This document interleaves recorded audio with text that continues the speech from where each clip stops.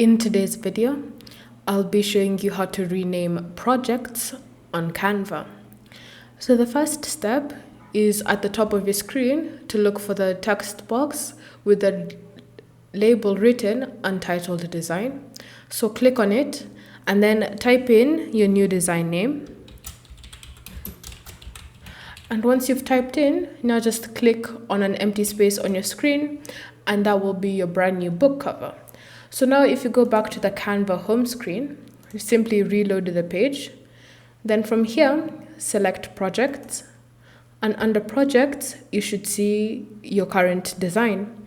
If you wish to change the name of the project again, simply select this pencil icon, tap on this, type in the new design name,